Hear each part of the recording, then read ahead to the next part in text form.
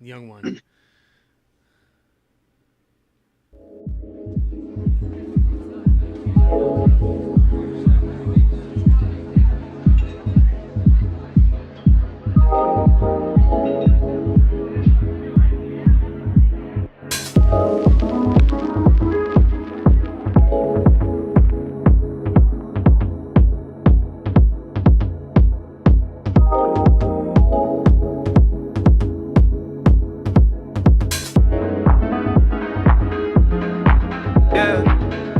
Dan Levely Show. Turn it up, let's go. Lights on, cameras rolling, we ain't never slowing. Dan Levely in the building, everybody know him. Mic check, 1, 2, got the city in a trance. Every guest on the couch, got a story, got a chance. Talk beats, we talk dreams, we talk late nights. Culture in the mix, keep it real, keep it tight. From the underground up to the main stage. Every episode, another chapter, another page. Trap house beat, keep it up tempo. We vibe in love on the Dan Levely Show.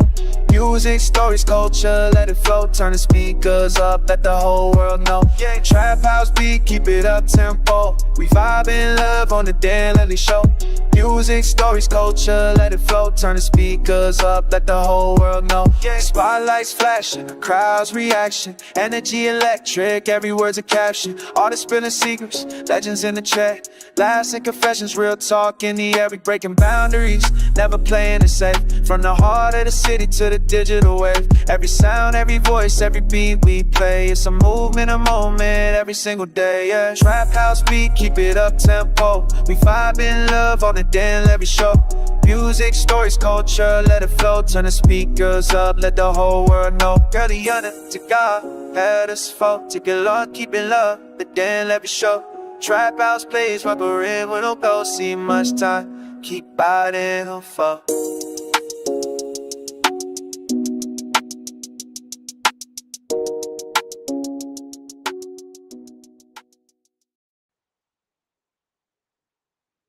What's up, everybody? Thank you for tuning in to Dan Levely Show. Happy Saturday. The weekend is finally here. Work week is over. Very special guest today. We have comedian Dustin Cole coming on. He's got his new tour coming up with Tom Arnold, My Crazy Ex-Wife's Tour. And we're gonna get him on the screen right now. Actually, we're gonna get the overlay off. I keep clicking the wrong button. What the fuck's going on? Ladies and gentlemen, Dustin Cole. Good to be back, man. It's good to be back. Thanks for having me on again. Yeah, you were on about a year ago. I've had you on. Yeah. I don't know why I remember this, but it was the day the Lions lost to the Redskins. Yes. A couple playoffs ago. We were talking about it on the podcast, and then just later that night. I don't know, if something bad in Detroit sports happens after this, we probably shouldn't ever do this again. Right. I think, the Tigers maybe, but I don't know. They're not that great to begin with. Yeah, that's I really can't blame that on us. That's a wash this year, unfortunately. I think, anyway. Well, yeah, I heard they're second in their division, but I don't know. I don't think that's correct. I could be wrong, but if they are our divisions, there's a big gap. They've gotten a little hot recently. Yeah, like the last 8 or 10 games, they've gotten pretty hot. But I don't know if it's like one of those too little, too late things either, though. So we'll see.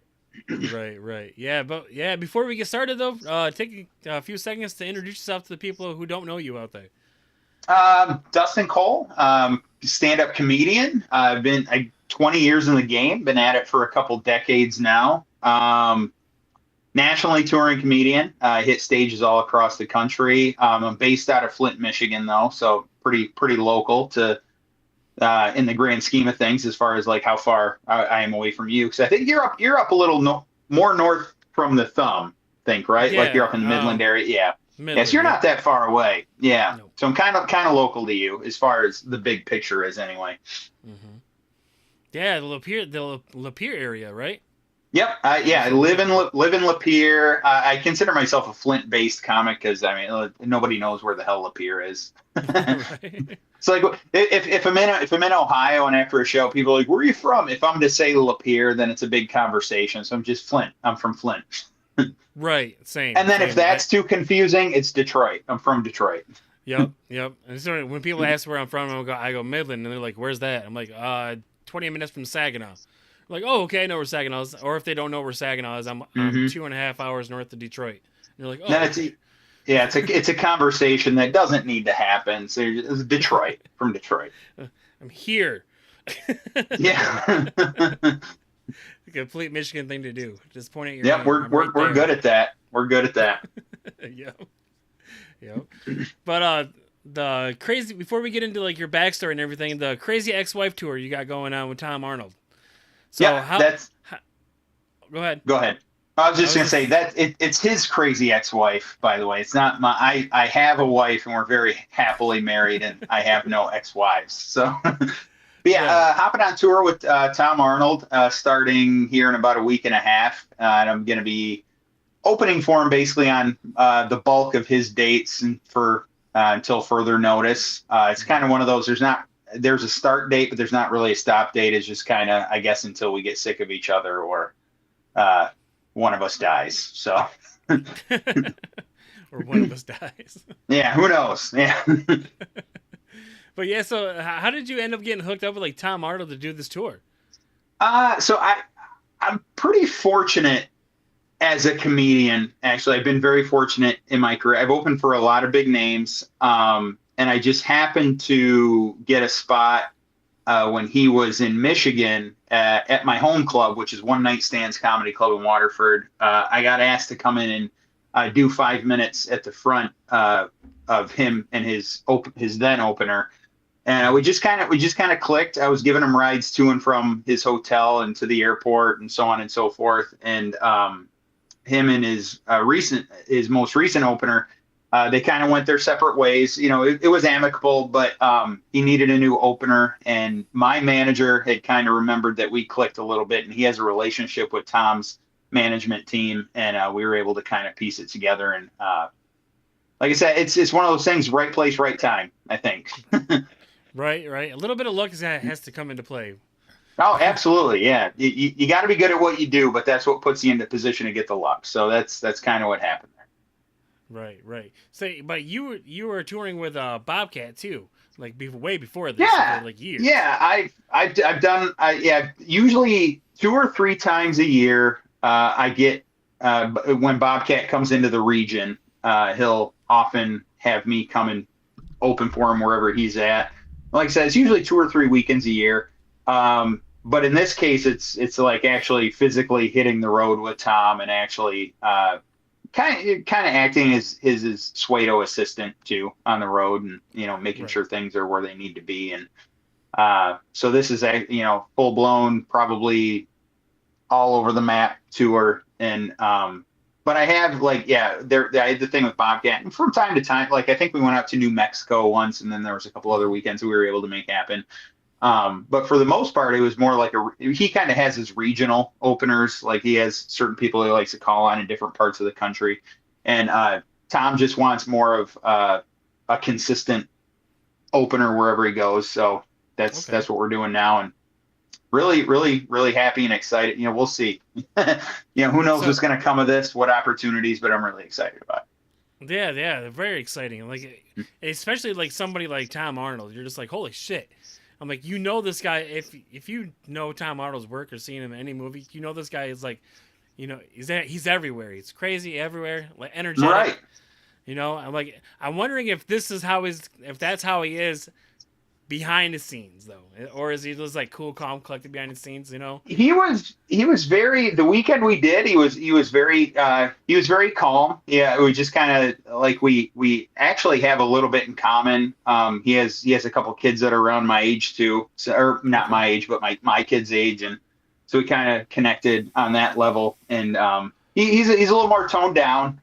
He's very he got sober about 9 years ago, and he's very, very proud as far as that goes. And he just likes to get out there, get on the road, get home, and I like that too, because I've kind of hit a point in my comedy career as well where like I like to, there are a lot of comics out there that after the show they like to kind of hit the nightlife wherever they're at.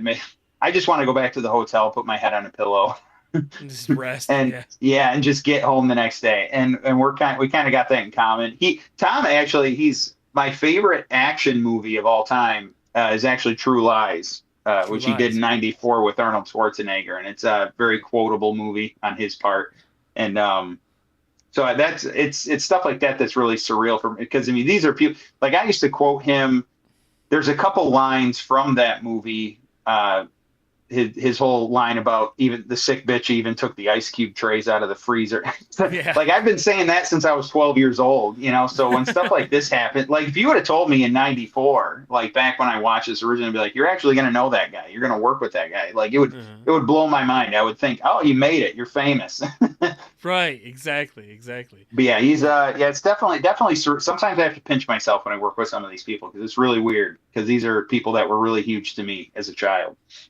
Right. And it's good to see like the people that we looked up to as like kids, and now that they're getting up there in age and stuff like that, and they're actually like throwing the younger people that were actually growing up watching these people. They're actually throwing these people a bone now. They're just like, yeah, come on out, you know, they'll get you on stage on tour, and it's amazing. Well, you know what the weird one is to me? The one that I really have to pinch myself over is from time to time, I'll do shows with Rick Mahorn, who was the original bad boy with the Detroit Pistons stuff. That's the one because he was like a superhero to me as a kid. Like he was one of those larger in life people, you know, because I decided I wanted to be a comedian in my early 20s, late teens, maybe. But growing up, it was all about professional athletes, specifically NBA basketball. I loved the Pistons, and Rick Mahorn was a huge part of that. So like,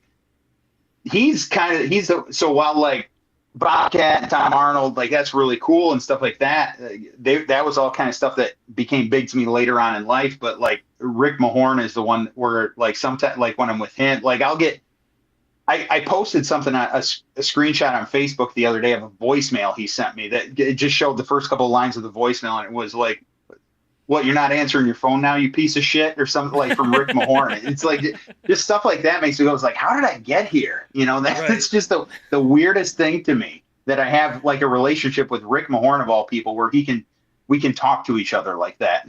You know, it's just it's insane. Exactly. You guys just joke around and shit like that. Yeah, I saw a picture. It's wild. I was stalking your Facebook. I'm thinking about starting a new segment like later on in the show, but I was stalking your Facebook. And I seen a picture of you and Rick Mahorn like flipping the camera off. And I was just like, damn. I was like, so is that like the Rick Mahorn, like him doing stand up? Is that new, or was he doing that like after the Bad Boy Pistons era? So that all started about 4 years ago. So I used to tour with Darren McCarty, former Red Wing. I used to do shows with him, and I was never a big hockey guy, but it was cool to do these shows and play these packed out bars that wanted to see him and stuff like that. But the guy that had pieced that tour together had a working relationship with Rick Mahorn's attorney, and he had found out that he was Rick Mahorn's attorney. So he reached out to him one day and he was like, listen, I do this thing for Darren McCarty. Rick's a very affable guy. I think he'd be really good at this. I think he could be a draw. If he's ever interested, you know, reach out to him. We'll connect the dots and make it happen. Mm-hmm. And he was all about it right away. Like he was just hosting the shows. Like he would come out and he would play the host, and 2 or 3 comedians would take the stage. And but he was so likable and so affable. He just gets up there and starts talking, and he really enjoyed himself. And it was I remember it was supposed to be like a one-off, and then afterwards he was like, "Hey, you guys are going to let me know when the next one is, right?" And we're like, "Oh, wow, cool." You know, so every summer we try to string together 2 or 3 shows, just because he is busy on his own. Like he still does color commentary for the Pistons, so pretty much during the basketball season he's unavailable. Right. And then in the summer he actually coaches in Ice Cube's Big 3 basketball league too. So even that's kind of hard to work around. But a lot of times, if it can be like a Monday through Thursday type of deal, if you can get it the middle of the week, he's all about it. And he loves doing it. He loves doing it, and it's a lot of it. He's me and one other comic, a buddy of mine named Cam Rowe. We've kind of we're in this ongoing group chat where if I repeated some of the stuff that Rick says to us and vice versa, this would probably be banned by the FCC. Like his love language is roasting and busting balls and stuff like that. So when he's talking to you like that, you've really clicked with him. and Right. I feel very happy every time I get a middle finger from Rick or like some weird gif of some guy mooning me. I don't like it's Right. always it's been great. Yeah, you can tell like just his personality when you see him. Like that's the kind of person he is. Like flip you off and just say hi and shit like that. He's a huge goofball. Yeah, just a Yeah. big goofball. You can definitely tell by the way his personality is, Hmm. for sure. Especially when he's coaching in the Big Three. I'm like, that dude's all over the place. I'm like, I fucking love Rick Mahorn. Yeah, he's great. He's honestly like I actually with him, he doesn't believe me when I tell him this, but like he was, I want to say when he came, it wasn't until he came back to the Pistons for his like second run with them, like around 96, 97, because he had got taken in the expansion draft by the Timberwolves after they won their first championship, and then he was traded to Philadelphia. He had a couple years of Charles Barkley and stuff, and then he kind of bounced around and made his way back to the Pistons later in his career. And it wasn't really until that I really like I was like, I think this guy's my favorite player. Like it was like he was the backup center, and he would come in and he had the pull the chair move where like if Patrick Ewing or Shaq were backing into him, he would just let off, and then they'd go tumbling, and it'd be a travel. And like I just loved his style of play. And I actually I have a teal Rick Mahorn jersey from that era, and he signed it one year during training camp or whatever, and I held on to it for like 2 or 3 decades. And then when we started doing this tour, now it's become a ritual where every time we work together, I bring the jersey and I make him sign it somewhere else on it. So now I have this teal Rick Mahorn jersey with like 12 Rick Mahorn autographs on it and stuff like that. So he doesn't believe me, but it wasn't. But like when they were the Bad Boys, like I remember the Bad Boys, but I was like 7, 8 years old. I wasn't like invested like I would have been as a teen or an early adult. And so it wasn't until like 96, 97, that teal era, where I was like, I really like this Rick Mahorn guy, like so much that I could have bought a Grant Hill jersey, but I was like, no, I want Rick Mahorn's jersey. And Right. So I don't think anything says, I was a fan more than buying a jersey from his backup center era. So And yeah, he's great. Those teal jerseys were off the hook too. Those are nice. They were, especially then, because like the 90s, was all about like teal and bright colors and stuff like that. So like I can understand why, some of the old heads were like, what the hell is this crap? But like, as a kid, a 14, 15-year-old kid, I was like, oh, these are sick. Right. You just like the color layout of like those jerseys were just amazing. Mm-hmm. And plus you had the new logo, because the Pistons logo was the same for like forever. Yeah, probably like 50 years. Yeah. Now it's still the same logo as it was 50 years ago. But that one, it's funny because everything comes full circle too, because that's become one of their alternate jerseys that they wear, and it's always cool seeing them running around out there with those jerseys on. Right, yep. Nostalgia. Mm-hmm. It was great. Kind of like those starter pullover jackets. We all had those. Oh God, yeah, I had a couple of those. It was kind of funny too. I always had a team. Probably like you as well. Like I always had my favorite teams, but it was every kid that didn't have a team or didn't really care just bought the Charlotte Hornets one. That was always the big popular one that everybody had. Yep, I remember the neighbor girl that lived down the road from me. She bought a Charlotte Hornets one. Yeah. And I was like, well, why'd you get a Charlotte Hornets one? And she's like, I don't know. I like the colors of it. Mm-hmm. And I was like, it was like by default. If you didn't like basketball, it was default. You went for the Charlotte Hornets coat. Yeah, if you didn't have a team, you bought the Charlotte Hornets pullover. Yeah. I remember my grandmother bought me one Chicago Bulls one because I was a huge Michael Jordan fan back then. I was always a Laker fan, but I was a huge Michael Jordan fan, so she bought me a Bulls one. I remember you wearing Michael Jordan's jersey, Christmas or something. Yeah, like I remember you being a big Michael Jordan guy. I do from that one year that we knew each other. Yeah, exactly. I also had a Grant Hill teal jersey too. Yep. Yeah, those are sick. I left it in my locker for like a week and someone stole it. What? But I'd be so pissed. Yeah, but yeah, it's it it was back then, but who cared? But yeah, it was crazy. Like I lost my train of thought for a second. Oh yeah, the teal jerseys back in the day. Mm-hmm. Yep, that was crazy. But yeah, I remember I got the Chicago Bulls one. There we go. I got the Chicago Bulls pullover, and like a week later, we were outside camping for the weekend, and it was like, I don't know, fall-ish. You know, it was coat weather, but Right. you know, you could still go camping. There was no snow out, and I had my back to the fire, and then my grandmother all of a sudden just threw me on the ground and started beating on my back. And I'm like, what's going on? I'm like, what's going on? She goes, you're on fire. I'm like, what? So I took off my coat. The whole back of my jacket was melted. No. Like $120 coat just fucking melted this shit. And that's the type of material too that would just go up in flames so quick. Like, oh yeah.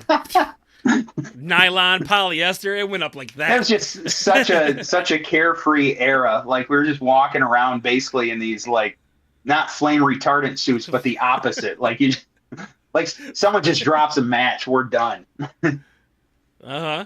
Yep. Yeah, those polyester, anything polyester or nylon or anything, that went up quick. Mm-hmm. And that was big then in the 90s. Yeah. Spandex. Everybody liked spandex shiny spandex like that. Yeah, everything just had to be bright, shiny. Such a goofy like era. If it wasn't skin tight, it had to be falling off your ass. Yeah, it was one or the other. There was no happy medium. Exactly. So let's get back into your comedy Sure. career and everything. So what do you think was the biggest comedy influence growing up? Like who was it? You know, my earliest memories of stand-up comedy wasn't necessarily anyone specific at first. It was like we were one of those households that was just lucky to have HBO, I guess. And there was always, and I still search to this day, and I can never find it.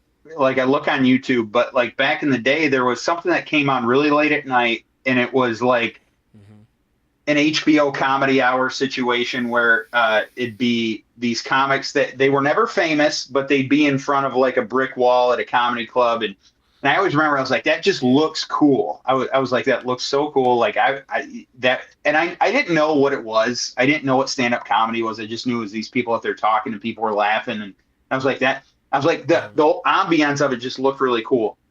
But then a little later on, it was, the very first comedy special I ever stumbled upon somehow was Eddie Murphy's Delirious. And I really that was the first bit of stand-up comedy that I remember like out loud belly laughing, even though I probably didn't understand a lot of the references, what he was referring, because I was young, you know. But then as I got a little older, the thing that clicked to me that made me want to be a comedian was, and I catch a lot of flack for this in the comedy community because he's not the most popular amongst a lot of people. I became a really big Dane Cook guy. Like I was from that era that in my late teens, early 20s, that I was like, oh, this guy's really funny. And I remember it was his special Vicious Circle that I remember seeing it, and I was like, you know what, he's having such a great time on stage. I was like, I want it, whatever that is, I want to do that, because you know, you look at so many comedians and their style, it's so self-deprecating sometimes, and they rip on it to where like it's almost like they're depressed up there making fun of themselves. And you see this guy, he's up there, he's very energetic, he's very full of life, and, you know, everybody's just eating him up and enjoying him. And I was like, that's what I want to do. I was like, I don't know that I can ever get to that level selling out a Madison Square Garden, but whatever, if there's a way to make money doing that, that's what I want to do. And that's kind of what started the journey 20 years ago, little over 20 years ago. So the Dane Cook Vicious Circle. Yeah. I remember that. He had it was that Sufi, yep. Yeah. Yeah. It was that on I remember that stand up. There was a joke on there where he was talking about where you're lying, and it just constantly builds from there, and then all of a sudden, like at the end of the joke, like there was a guy staring through his window trying to see if he was there, and he's like, there was a hologram of me. He's like, that was me as a hologram. Right. And I was like, this guy, it was like the storytelling is just amazing in his stand-up. I love Dane Cook too. Yeah. I mean, he did get some flack, I think, from C.K. Lewis about a joke. I think. Yeah, apparently, yeah. There's a Was it little, C.K. yeah. There's some Lewis? rumors there about joke theft. But the thing is about that, and he's not the first person to be accused of joke theft and stuff like that. But Right. one thing that I think a lot of outsiders don't realize is that every premise has been done. Like, there's nothing. Mm-hmm. So as far as like crossbreeding goes, when it comes to comedians touching on something, a lot of times something's going to be similar. And Dane Cook's argument to it was because originally it was over a bit about having an itchy asshole. And Dane Cook's argument to that was, Louis, I'm not the first person to ever get you weren't the first person to ever have an itchy asshole. Like, you're like, we all get it, so it's, and there might be something to it, because I know there's a lot of times where, like, I'll be writing a bit and then something will pop into my head. I'll be like, oh, that's a great line, but it also sounds familiar in my head. And then you research it a little. It's like, oh yeah, so-and-so. So, I mean, it's very possible whether he did it subconsciously or not, who knows? But, Right. and the thing, another argument he made to it was too, he's like, Louis, why would I steal from you when I have hours of material? He's like, it's funny too, because I know a couple of non-famous comedians that are, like me, that, because everybody kind of knows everybody in the Midwest. When you're comics, you just kind of you at the very least know who this person is. And there's a couple of comics that I know, and one of them was accused of stealing a joke of his several years ago. And the other guy's argument to it was, he was like, listen, he was like, I can write new material. It's not, it's not, it's not the end of the world. Me personally, I've never done it, not intentionally anyway. I may have, like I said, I'm sure everything I've done is very similar to what other people have done in the core of stand-up comedy. But I feel like as comics, we're a little too hard on each other with that goes, just because, like I said, there's nothing that hasn't been touched on. So I think that'd be like almost a fear. Like if I was a comedian and I was writing jokes, because I watch a lot of stand-up comedy and everything like that, and it's like a big fear like of mine. Like, if I'm writing a joke, who's to say that somebody didn't write that joke before? Because I subconsciously could be just remembering a joke I heard on stand-up, right? And all of a sudden you think you've come up with it, and but yeah, like you said, like every genre, every type of joke has been it's been set. done. Yeah, everything's been touched on. And the thing is too, I used to kind of have that same fear where I'd be like, oh, what if someone has something similar to this? But the way I see it is like, okay, even if it has been done, this is me thinking originally on it, and this is my take. And if it's similar, then it's similar. Like I've never let that stop me from writing something, just because it's very possible that there's going to be something similar out there. But I know in my mind, in my heart, that I'm not intentionally just stealing someone's stuff. If it's been done, we'll figure that out. We'll hash it out. If it comes to a head where it's somebody that crosses the same streams with me on the club path and stuff like that, we'll have that conversation. We'll decide who gets to keep it and go from there. But because we're always writing, we're always evolving. So if there's 2 minutes of material in there somewhere that's very similar to someone else's, by all means, take it. Yeah. It is what it is. There will be more. The set's like I said, it's ever evolving, and unless it's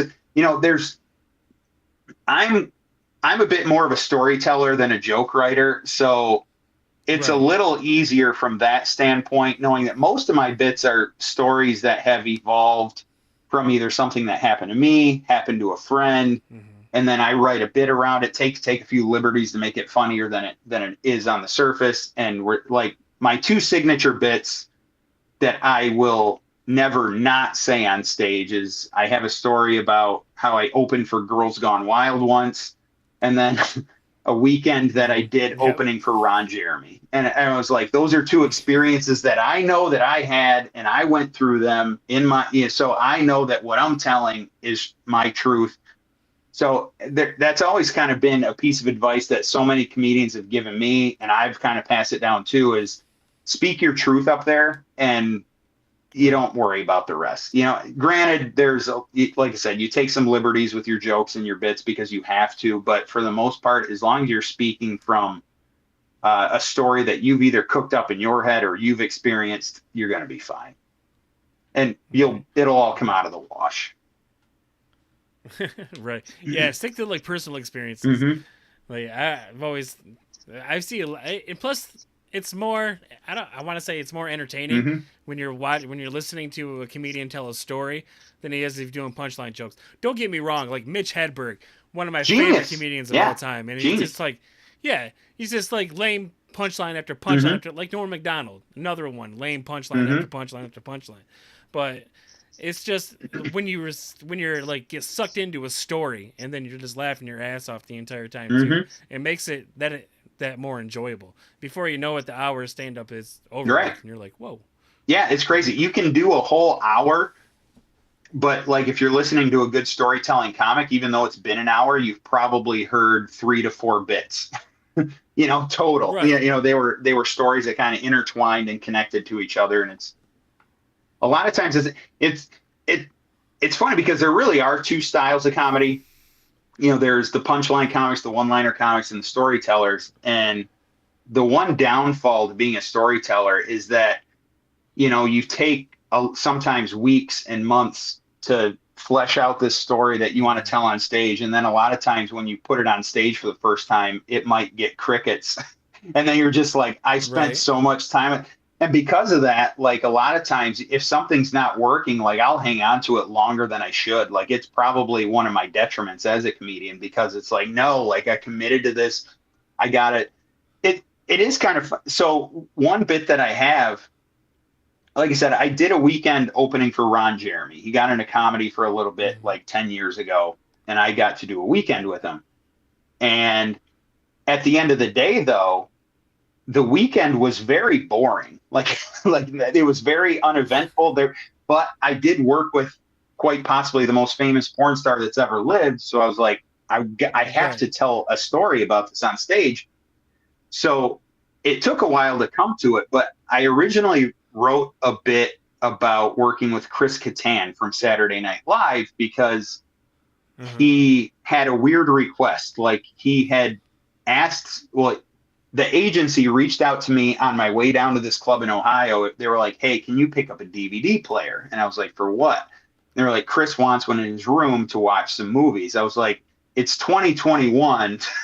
You can stream anything you want. They were like, I know, but he has his quirks and blah, blah. I was like, all right, fine, no problem. So I stopped into a Walmart, bought a $20 DVD player for Chris Kattan. And I thought on the surface that was a funny story. And it is, but I tell the story on stage and it gets nothing. Like nothing's clicking. And I was like, well, man, that sucks because it's such a great story. So I was like, you know what? Maybe it's the DVD player. So I was like, that was the funny part to me, but maybe that's not funny to other people. So then I was like, you know what? Maybe I got cocaine for Chris Kattan. Maybe I got some drugs for Chris. Maybe that, and then it turns into a story about me having to try to get cocaine and blah, blah, and I don't know where to go. So then I'm still telling that story and it's getting nothing. And I was like, maybe it's Chris Kattan. Maybe people aren't. And so I was like, okay, who else have I worked with that this could work? And then I boiled it down to, I was like, okay, I had that weekend with Ron Jeremy. That was boring. I could maybe insert him into this. Or I've worked with Dustin Diamond before too, but I was like, he's passed away. I was like, I just feel bad about doing that. But I was like, you know what? At this point, Ron Jeremy was in prison for sex crimes. And I was like, he's clearly not going to care at this point. So I was like, I'll insert Ron Jeremy into this story. And then it started getting laughs. And I was like, okay, maybe that was it. So now what's funny, my wife hates that bit because she was like, it's just so unbelievable. It's not funny. But it gets laughs. So, but to play off of what she was saying, I was like, let me try this too. So like at the end of the bit, I was like, okay. So maybe like 10% of that story is true. And everybody kind of laughs. And I was like, actually, the real story is And then I started telling the Chris Kattan story, and then that became funny because they were like, oh, it's funny because this story about Chris Kattan and a DVD player somehow morphed into this story about Ron Jeremy and cocaine. Right. And then it became funny on the surface. So it's the writing technique, like I said, it's all based in reality, but sometimes it takes on a life of its own depending on, what you need to do and what you need to add and subtract from the story. It's crazy. Right. You're making my job really easy, Dustin. Oh, Because, thank you. because I love talking comedy. Like the past two questions I was going to ask you, you've already answered without me even asking you the question. So, which is making this really easy for me, but enjoyable at the same time. Good. But yeah, like that's crazy. Like you just take one story that's not really funny, and then now it's a punchline. Like the not funny part is the punchline to this entire incredibly made up story that you just switch it around. It's great. Right. And like I said, that happens because, like I said, I'm so stubborn. I write this long bit, and if it doesn't work a few times, I'm like, well, fuck, now what? I spent all that time in this office, right. Formulating this bit, and then nothing comes of it. Like it's hard to scrap it to where, like, if I was a one-liner comic and I wrote something and I went up there and I said it 4 or 5 times and got nothing, I'd be like, all right, fuck it, it's gone, Right. But when you commit to like a 10-minute long story that takes you a long time to formulate, you're like, God, I gotta make this work. I gotta make this round peg fit into this square hole somehow. Right. And, we gotta stay on some sides here. Figure it out. Yeah, gotta do something. But yeah, we were talking about or I brought up Mitch Hedberg earlier, and he had a joke that was like, he's like, I'm a stand-up comedian by profession, so when I think of a funny joke, I write it down. But unless I can't find a pen, and then I gotta convince myself that what I thought of isn't funny. So have you ever had to the point where you had a joke where you thought was gonna kill, and then all of a sudden like the Chris Kattan thing, like a joke that you had said that all of a sudden you thought it was gonna kill, but then you said on stage, you put it on stage, and all of a sudden you're just like crickets, and you're just yeah. Panic mode set in? It happens, but you don't really panic at this point, but it's because basically my routine is especially as a professional comedian, one rule that I kind of set for myself is I never want to put untested material onto a paid show. Like for instance, when I'm on the road with Tom, because the thing is, people have showed up, I'm being paid to be funny. And if I'm doing something that I don't know is going to hit or not, I'm taking a risk of getting paid to not be funny. And I don't like that. So a lot of times what I'll do is after I write a bit, then I'll actively hit the open mic circuit. I'll take it.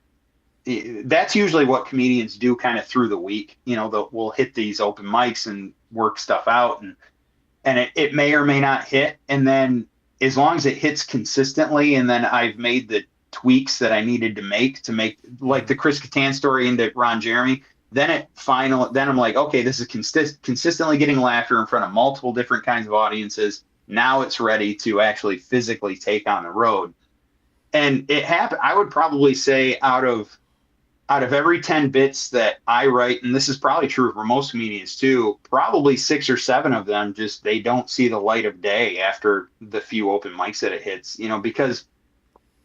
And it took me a lot of years to realize this, but when you are writing these bits, they're hilarious in your head because nobody gets our sense of humor like ourselves. Right. Like if it's funny to us, then we automatically think, okay, this is hilarious to the world.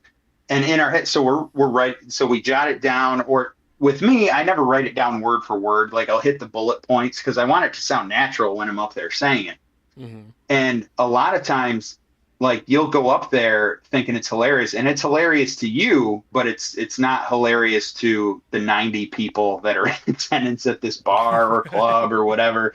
And then the realization kind of hits you that, okay, and that's where, and I think that's why, there's a lot of people out there that they see comedy as easy and that haven't done comedy. And from a lay person's perspective, I get why they think that, because again, in our heads, we think we're hilarious. And then from there, really the only skill it takes to do it, aside from being funny, is being able to public speak. And then so these people think, okay, all I got to do is get up there and talk for 30 minutes and be funny and I'll get paid. That's great. This is easy.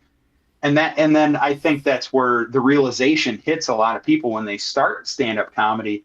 And I usually tell people, like, if younger comics ask for advice, like, one thing I always kind of tell them is, you got to push through the suck, because like the beginning part, when you first start doing stand-up, it's not going to be fun. Like, it's going to suck. And sometimes that suck can last 6 months, a year, 3 years. It's different for everybody. But if you can push through that part of it, like, you're gonna be great. Like, you're gonna do fine, because there's a learning curve there for everybody, that everybody has to kind of realize that, oh, everything in my head that I think is hilarious, maybe only 5% of that the general public also finds hilarious.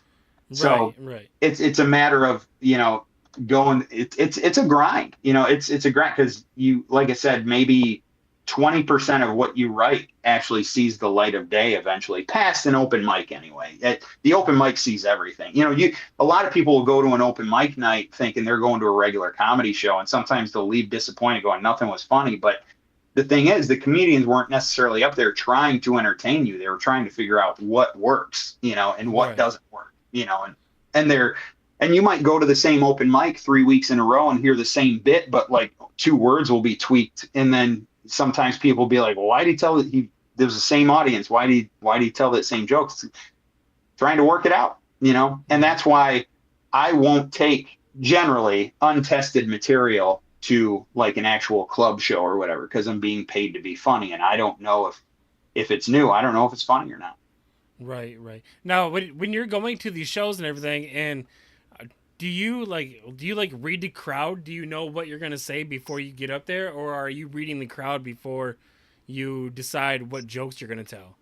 I generally know going into it, because every professional comic is kind of this way too. Like, you get into comedy trying to make everybody laugh. And then over time, and there are certain comedians like that, and there's a market for it. There's a market for very like vanilla corporate clean comedians that, can generally make everybody chuckle. But that, for the most part, most club comics, we have a demographic of people that think we're funny. And like, there's been times where I've walked into a club or a bar or whatever, and I've looked over the crowd, and a lot of times you can generally tell, oh, these people are going to love me, or you'd be like, oh, this isn't going to be the night. Like, everybody's over 60. I don't know what the hell's going on here. But, and sometimes it's hard, but it is your job as a comedian to kind of read them and decide, do I need to tone? Because I'm very energetic. I'm very manic up there. I move around a lot. And sometimes you have to kind of read it and be like, maybe that's not what they want. A lot of times nowadays, because of social media and reels and people like Matt Rife and stuff like that, they've kind of trained these audiences that basically just watch reels on their phone that, oh, they just want to talk to me, and that's funny.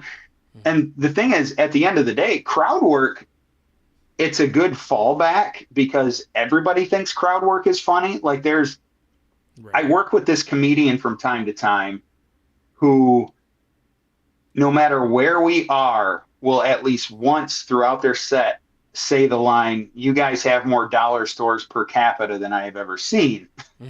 And we can be in a town with no dollar stores, but they'll think it's the most hilarious thing they've ever heard, because they're like, oh, he's talking to us. He's talking about us. And people think that's really funny, to where, like, for the most part, as comedians, we just want to do our material. But a lot of times crowd work is like, if it's just not working, it's a good fallback. If you're just not getting the laughs you should get, it's always, sometimes you gotta be like, okay, they just want to be talked to. And then you pick a guy in the front row and, hey, where are you from? And then generally that'll get, because for the most part, especially if you're doing it in an area where it's smaller, everybody kind of knows each other. And then once you start talking to somebody that they know, they think it's hilarious, and it kind of, but for the most part, I go in there. My plan is generally just to go into my material.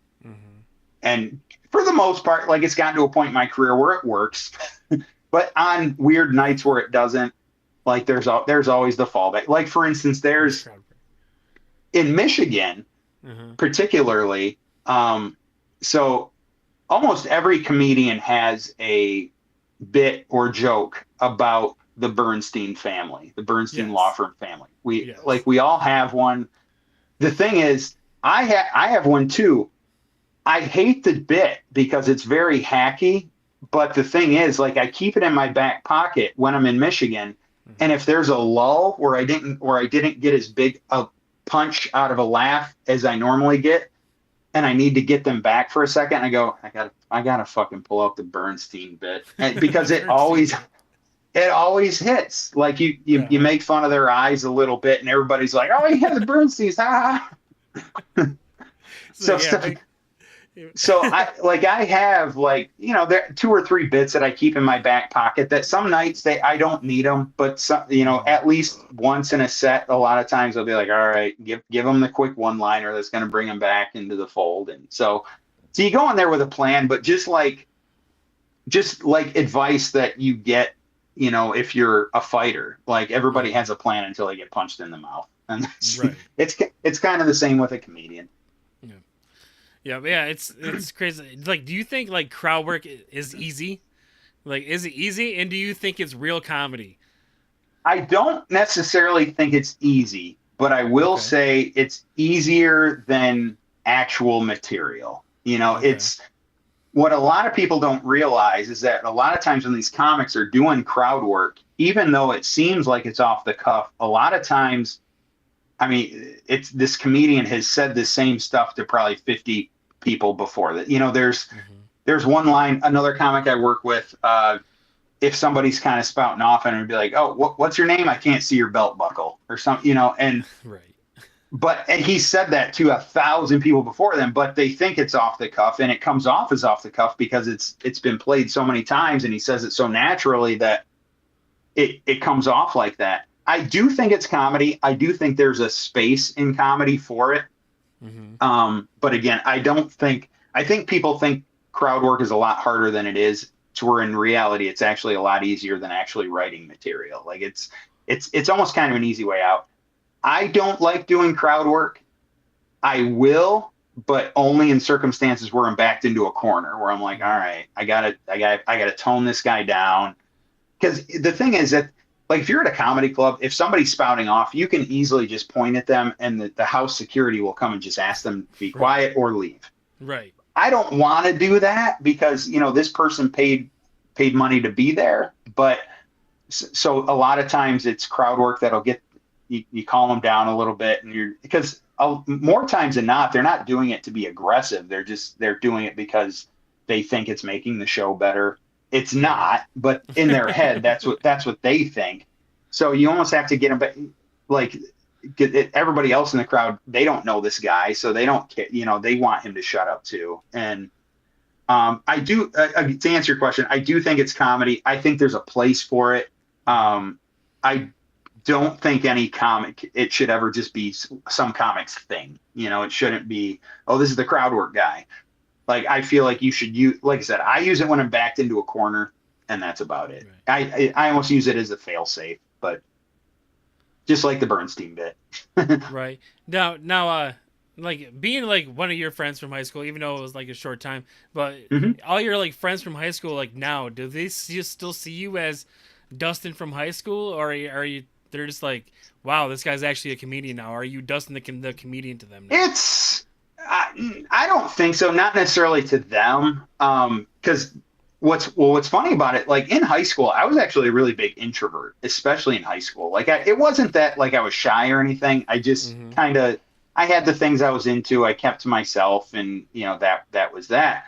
But there a lot of people that I've stayed in contact with, especially, it's easy nowadays, like with Facebook and stuff, people see you, and a lot of times, they I have the stage name Dustin Cole. My legal name is Dustin LaPrette.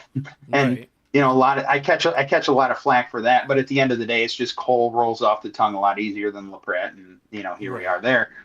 But easier to remember too. Right. Yeah, but for the most part, yeah. I mean, I'm still, because I'm not famous. I occasionally work with people that were famous, And I would say, the contact list in my phone, I would put against anybody's. Right. But at the end of the day, most people, especially around here, like I'm just another local guy around here for the most part. Like they'll know I do have a day job too. And a lot of times people will see me at the day job. And the one thing that always makes me feel really good is if they come up to me like, oh, you're Dustin Cole. I saw you at the blah, blah, you're really funny and this and that. And I always just hope it's in front of my coworkers just so they can see that I'm so much more than what I'm doing there. It's like, I'm somebody, damn it. Yeah. Well, it was kind of funny because, and this was years, I think it was during COVID because, and I remember this because I hadn't been doing comedy for a while and it was really bumming me out.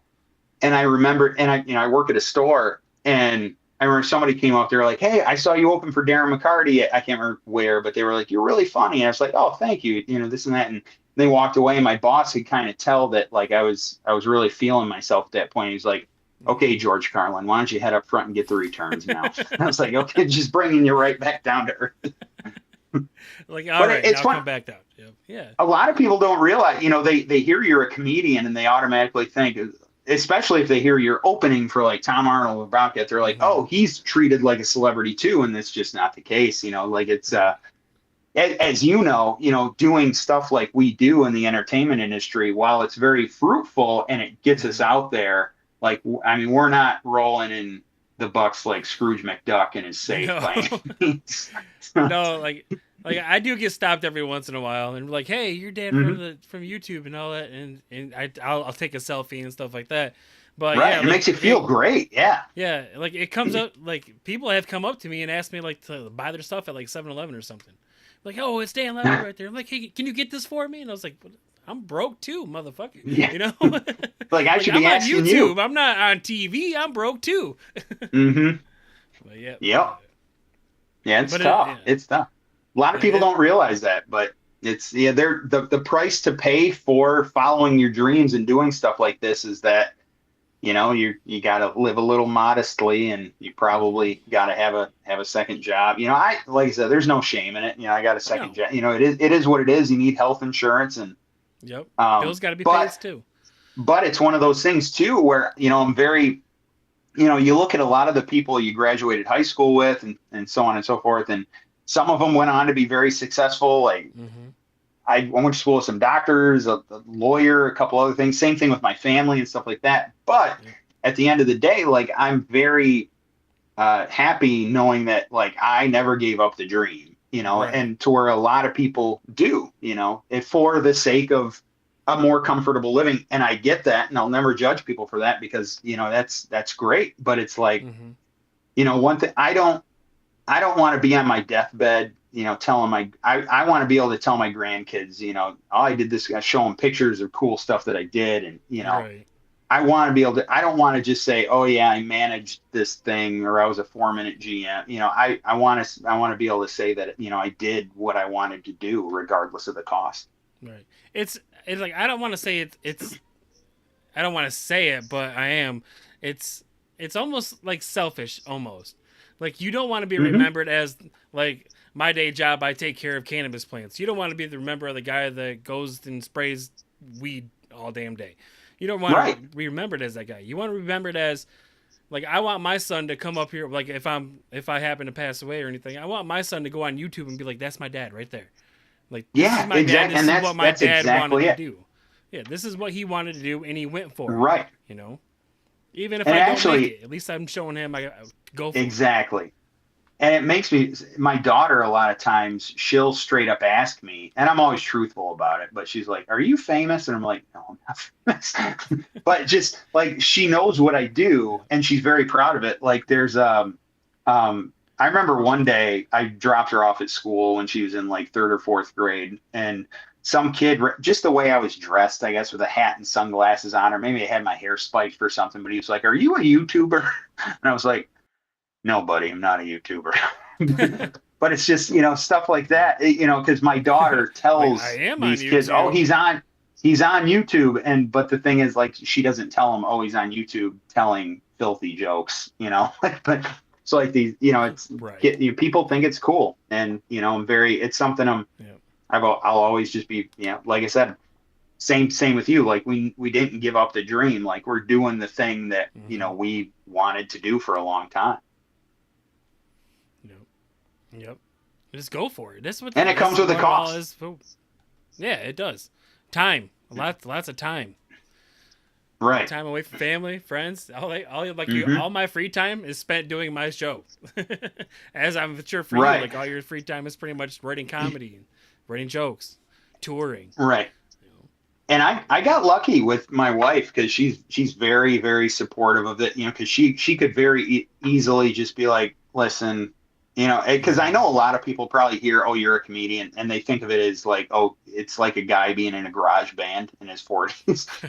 But so like I get it, but she's very supportive. But even like this Tom Arnold stuff, I wasn't sure. Like when it was kind of first offered, like I ran it by her, and I told her, I was like, if it's a nay on your end, I get it. Don't. And she was like, no, listen, if you've been doing this for 20 years, so if you don't take opportunities like this, then what have you been doing it for? And that's right. So, I'm very lucky with my family situation. They're very, very supportive. And because I know a lot of people in my position probably aren't as lucky. Right. Yeah. It's there's just people out there that just do open mic nights all the time and don't go nowhere, but. Yeah. Well, that's the thing. There's levels to it. There's people that do it just it's they've made friends doing it, and it's kind of like going and doing an open mic night 2 or 3 times a month is like doing karaoke with their friends. It's right. That's what it. And then you can take it as far as like trying to make a living with it, and it's so there's so many levels to it, and there's no shame in any of it. There's not like, I know people like it's funny with stand up, there's really 2 age ranges that start. There's people that either start very young, kind of like I did, and a lot of other people, and then there's people that they hit like a midlife crisis, and instead of having an affair with their secretary or buying a Corvette, they go to an open mic and try stand up, and it becomes a passion for them. So it's like I said, there's levels. There's people I know that started in their 50s, and it's what they love doing in retirement. And, Yep, I've always seen like celebrities, like there'll like be like a reel or something, and it'll be like, this celebrity did this at the age of 53. This celebrity struggled until he was 65, and then fucking made it. But so you just never know. Like if you're going after something, like my biggest advice to everybody is just don't quit. Like, because as soon as you quit, that's when it was gonna happen. Like as soon as you quit, that's when everyone's gonna be like, oh, well, he's not doing it anymore. So all your opportunity is gone. Absolutely. Yeah. Just keep pushing, and so I feel like, and you know what, to a lot of people that it's just too much, and I get it, it's not the ideal thing to do throughout the week, hit 3 or 4 open mics until 2 a.m. But if you want to be successful at it, it's what you got to do. But again, there's some people who just do it as a hobby, and everybody in the community too, in the comedy community, everybody's very supportive of each other. There's not, normally the ones that aren't are usually excommunicated pretty quickly. And, people just stop fucking with them, and that's it, but for the most part, everybody's, there could be somebody that starts comedy tomorrow, and then they have a Netflix special in 6 months. And it's like, and some comics will look at that and go, well, wait a minute, I've been doing this for, wasn't it mine? It's like, no, it's just, it was their time to pop, and they popped, and, right place, right time. Right. That's what, and everybody's, especially like when you have a scene, almost kind of like in Michigan or the Midwest or whatever, when one of us hits, like, and one of us does it, like, we kind of look at it as, oh, we did it, because we're all kind of from the same tribe, same circle. And a lot of times, that means, if they're getting bigger things, it's going to mean stuff for the people that they've been hanging around with for a lot. Like there's, I have 2 or 3 people that I take to open mic, or not open mics, but like when I get asked to headline shows, like I have my roster of people that I love to, it's usually people that are kind of local to me and that are really trying, because there's a couple people that get into it that just, they're not as into it as others. But I always, if it's somebody hungry, like, I want them to have the same opportunities I'm getting. and Right. because I got that as a young comic, and I try to help out with that as well. Right. Exactly. Yeah. We always try to give back too. Always give Right. back and everything. Yeah. You get out of it what you put into it. Exactly. Mm-hmm. So, last question before we get out here, though. It's a little fun one. If your life was a sitcom, what would it be called?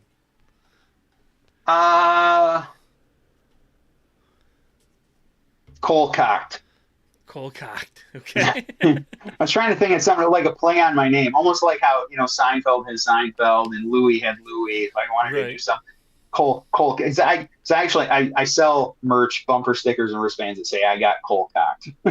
There you go. It's a good sitcom already. Mm-hmm. Yeah. But yeah, it's that time of the show, everyone, where we get to sign off. Where we have to sign off. I didn't really get to, but we kind of have to.